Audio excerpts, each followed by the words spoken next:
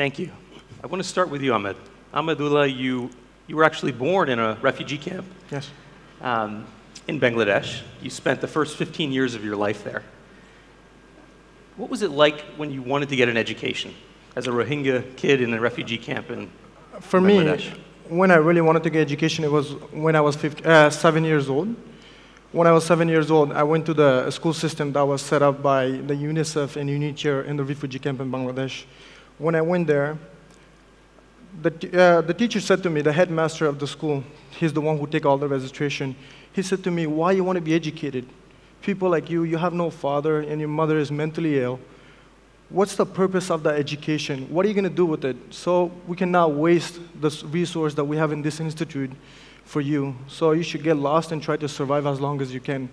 And I remember him kicking me on the chest and kicking me out of the school. So what did you do? What was your life like as a kid?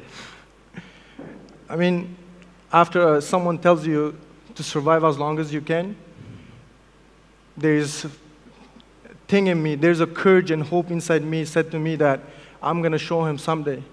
And that day, I went outside the camps, and I got a job in a coffee shop working 16 hours a day, just making about less than Canadian 10 cents to provide for my mom and sister, my little sister. And for me, I remember passing almost dying in days not eating because I was so busy trying to make enough money to provide for my mom and sister.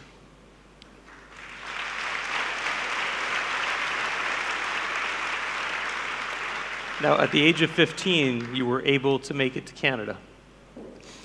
And you have since been going back to Cox's Bazar, the largest refugee camp in Bangladesh. The experiences you described, these harrowing experiences of your youth, were some time ago.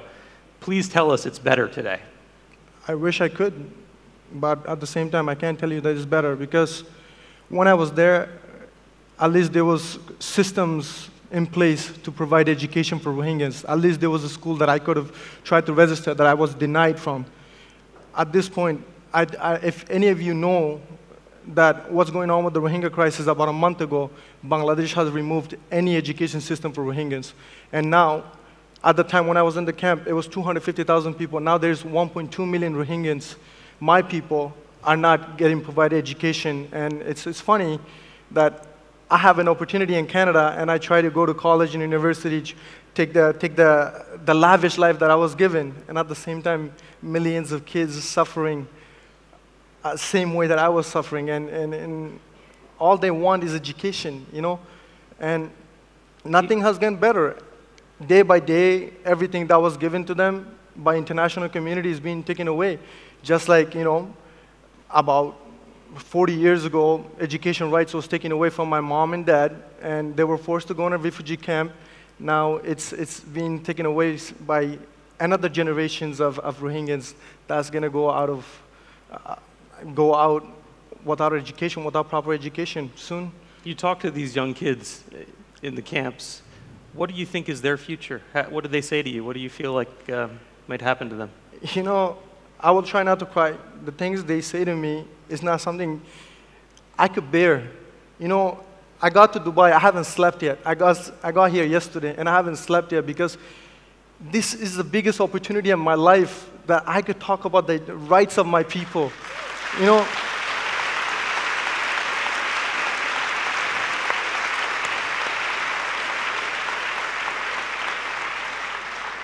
this is not just an opportunity for me.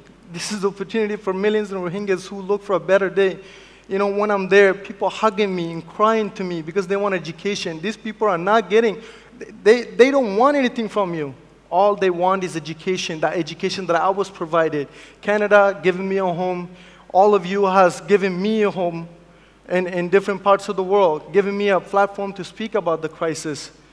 And all I ask is that we provide the same platform for them. But that's all they ask for. They want education. Thank you. Ahmed, you talked about the burden you feel as someone who has made it out. What are you trying to do to help the children you meet in the camps? You know, it's not what I want to do. It's the responsibility those kids put upon me. Or put on me. You know, I love hearing people talk about education. honestly, because, that was one of my biggest challenges. When I went to the camps, I sat in a room. As Rohingya, I organized a meeting in the community centers that organizations have built. I met with about 500 students, and I let everybody talk for 1 or 2 minutes, and I kept going back for a few days to hear all the stories. One of the kids said to me, that was the most compelling. He said to me he wants to be a lawyer. I asked him, why do you want to be a lawyer? He said to me, because someday when I become a lawyer, I want to take the Burmese government to court for all the things that they have done for my people. I want to get justice for my people. When he was saying that, I was like to him, but all the education system is closed off to you. They said to me, he said to me personally, if you can find a way to provide fundings for me, I will get you ways to send me to school. That day I made a promise to him. Before I share you the promise that I made to him, I want to share something with you guys.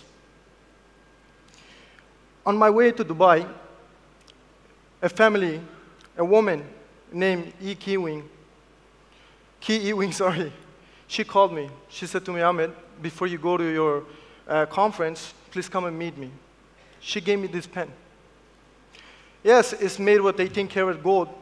That's not the reason that meant so much to me. When I opened the box, the pen gave me hope. Hope meant education. If someone can give me hope, why can't we give all those Rohingyas hope? Why can't we give 500 of those Rohingyan kids hope to go to university so they could learn something, so they could be something, so they could build a future for themselves and their people? I cried in that moment, sorry. I cried because I was reminded again of the promise that I made to those kids in the camp. And the promise I made to them was, no matter where life takes me, no matter where I end up tomorrow or the day after, but I promise you I'll find a way to send you to school.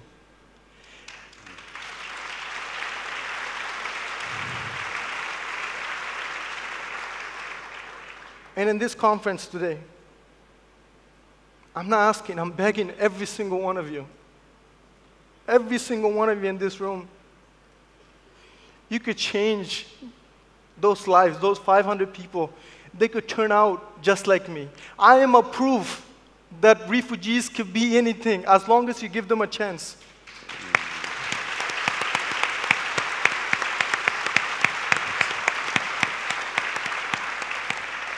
Just like Ki Ewing, just like the way she put a pen on my hand, let's put on those pens on the hands of the Rohingyans, on those vulnerable lives before these people picks up a gun and start shooting people. Let's give them opportunity. That's all they're asking for. They don't want your food. They don't want your money. They don't want anything. They just want an opportunity so they can contribute to your society. And if anybody from the Bangladeshi government is here, I personally beg you on behalf of my people, you have the power now. All of my people, all of my youth, they're in your country. I am so grateful to you that you give us an opportunity to stay in your land, even though the country is suffering its own self. But what's the point of keeping us alive if we have no future to look forward to? What's the point if we're going to become just like the way the Burmese government wants us to become? My mother is uneducated. My father was never able to pursue education. I was told that I shouldn't be educated. Let's not give the Burmese government what they want. Let's change the way we think. Let's change the way we plan their future. Let's give them education, please. And I beg every single one of you, please don't let me feel the burden of trying to educate 500 kids or trying to send those 500 kids to school. I want every single one of you to help me to make sure that I can succeed in this journey that I have taken. I don't care for my success anymore. I don't care about if I completed school or not. All I think about and care for is those kids in the camp, those 500 kids that hope for same opportunity, hope to get the same opportunity that I have today. Please help me. Thank you.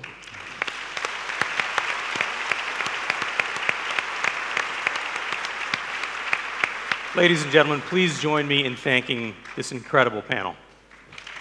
Thank you.